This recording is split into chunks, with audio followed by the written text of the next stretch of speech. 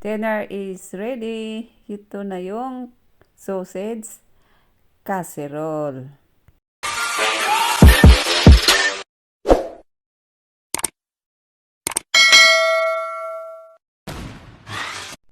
Ibang luto na naman guys ang isi-share ko sa inyo. Ngayon, ang lulutuin ko ay ang sausage casserole. At ito ang mga ingredients. Itong sausage.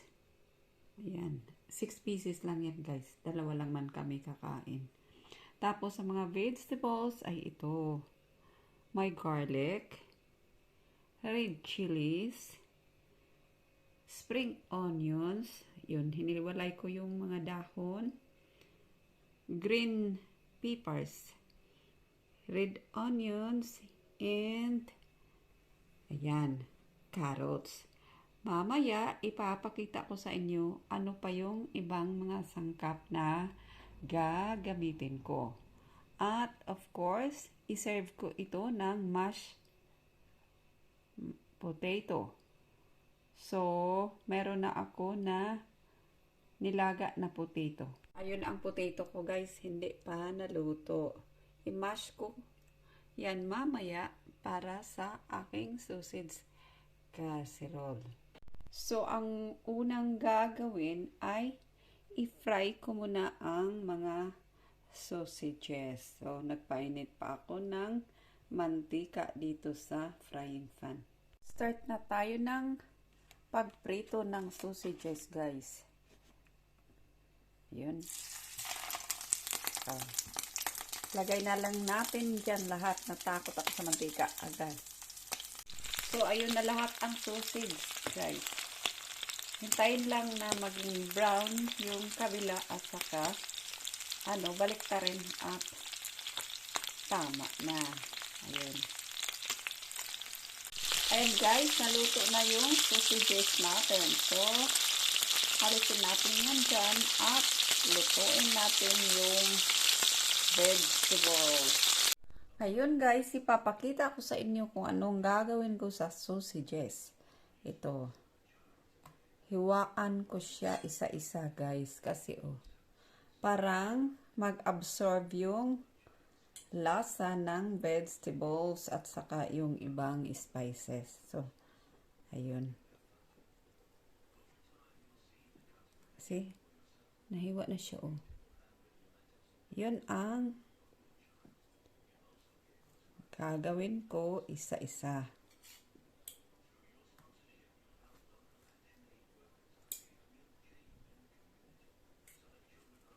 Okay, ganyan lahat guys. So, tingnan nyo guys. Ayun. Nahiwa-hiwaan ko na sila na bawat isa. So, ready na yan para next step ng ating cooking. Right guys. Ngayon ay gagawa muna ako ng pork gravy. So, meron ako dito. Pork gravy. Maglagay ako dito sa jug ng 1 tablespoon. Sorry guys, kasi may tumawag. Ito, nilagay ko dito ang 1 tablespoon of pork gravy at lagyan ko ng 200 ml of warm water. Yun. And then, na lang natin guys. Ganito ako maggawa ng gravy.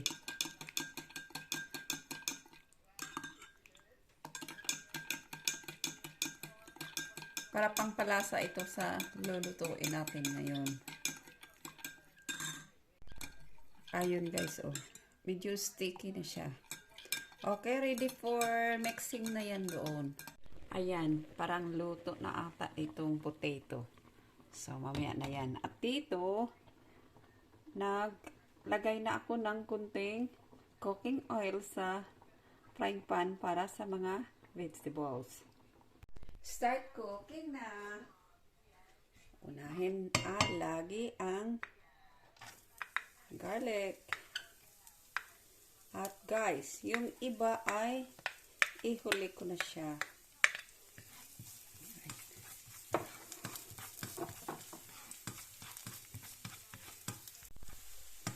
Sunod na kaagad itong ating carrot.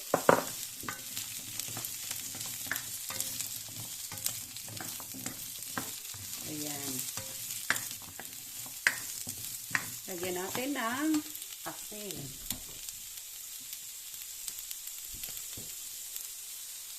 Ano guys, approximately mga 1 teaspoon yan.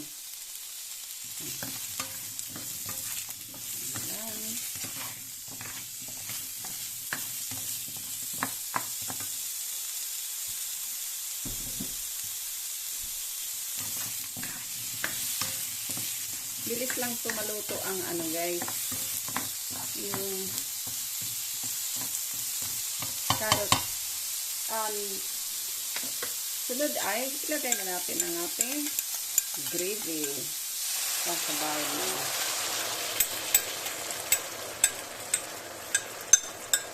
Ayan. Diba? Mga guys, lagyan natin, dagdagan natin ng kunting water. Mga estimated half cup. Right, yan.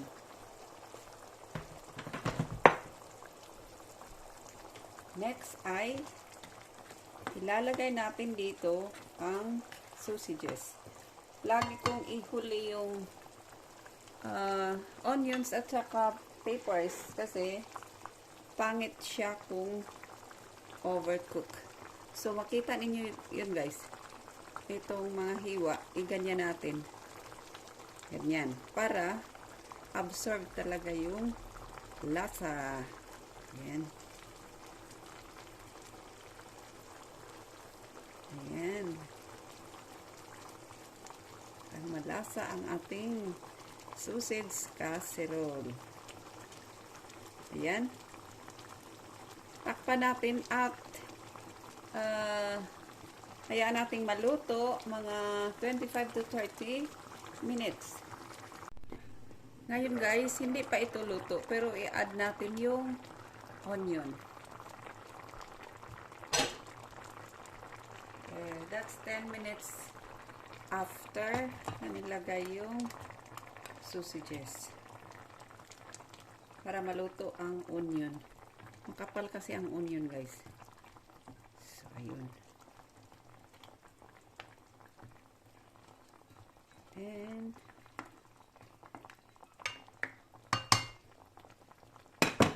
right. Balik natin ang kanyang takip. Habang hinihintay natin guys na maluto yung sausage casserole, gagawin natin itong mashed potato. Lagyan ko siya ng butter. Butter ang gagamitin ko. Pero, I think kahit anong butter pwede ilagay pag mag-mash ng potato at kahit anong dami ng butter. Depende sa inyo. Okay? And then, lagyan ng kunting asin. And black pepper. Ground black pepper. Para lang pang palasa yan guys. Okay? And then, i-mash na natin.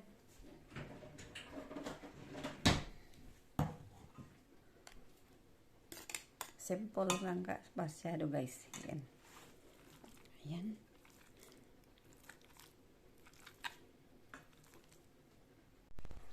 O, tingnan natin guys. Ayan. Almost there. So, mix na lang guys. Maayos. Para yung lasa Mag-ano ba? Balance. So, tingnan natin ang ating mashed potato. Yun, tikman ko muna.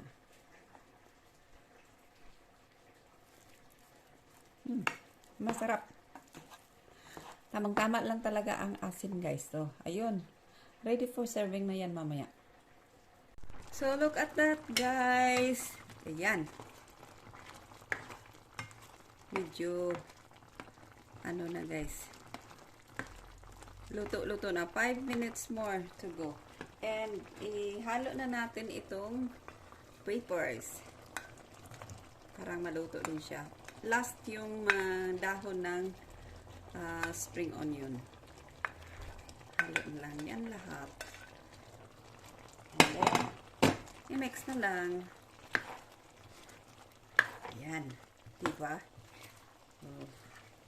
Tikman natin kung tama na ba yun ang lasa. Pag hindi, dagdagan na ng asin. May timpla na yung gravy. Wow. Kunti na asin ko lang. Kunti lang kasi yung asin sa. Ayan. I think kasi na yun. Medyo maanghang, guys, kasi maanghang yung red chili. Hindi naman pwede masyadong maanghang kasi yung asawa ko, guys, ayaw nang maanghang. So, ayun. Add na natin itong, guys, spring onion leaves. Okay.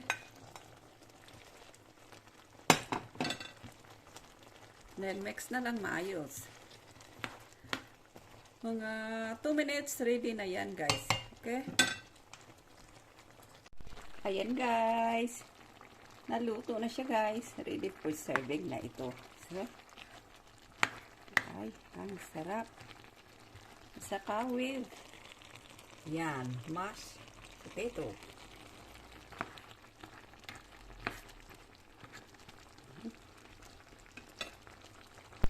Ito na yung naluto kong sausage casserole for dinner. Thanks for watching.